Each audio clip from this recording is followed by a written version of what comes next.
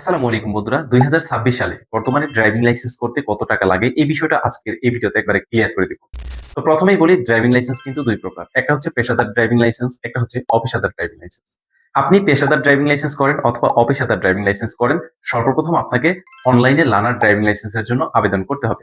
অনলাইনে learner driving লাইসেন্সের জন্য আবেদন করলে পেশাদার হিসেবে যদি আবেদন করি তাহলে লাগবে ৳৭৪৮ এবং যদি অপেশাদারের জন্য আবেদন করি তাহলে ৳৫১৮ লাগবে। এটা হচ্ছে অনলাইনে লার্নার ড্রাইভিং লাইসেন্সের জন্য যে আবেদনটা এটার ফি।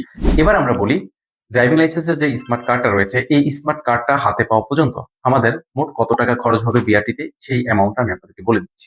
যদি পেশাদার ড্রাইভিং লাইসেন্স ৫ বছরের জন্য করা হয় তাহলে খরচ হবে ৳১৫০০ প্লাস আবেদন ফি হচ্ছে ৳৩০০, কার্ড ফি হচ্ছে ৳৬১০, তারপরে হচ্ছে ভ্যাট ১৫% ৳৩৬২ এবং পোস্টাল সার্ভিস চার্জ হচ্ছে ৳৬০। এই সর্বমোট হচ্ছে ৳২,৮৩২। এটা হচ্ছে পেশাদার ড্রাইভিং লাইসেন্সের ক্ষেত্রে। যদি পেশাদার ড্রাইভিং লাইসেন্স ৫ বছরের জন্য করা হয় তাহলে সর্বমোট খরচ হবে ৳২,৮৩২।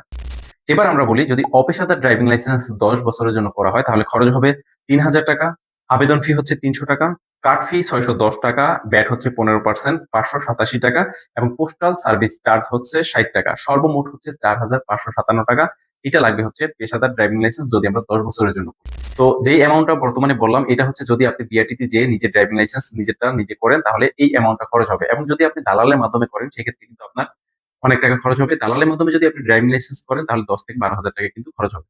তো বন্ধুরা আশা করি এই ভিডিওটি দেখে বুঝতে পেরেছেন পেশাদার ড্রাইভিং লাইসেন্স এবং অপেশাদার ড্রাইভিং লাইসেন্স করলে কত টাকা খরচ হবে।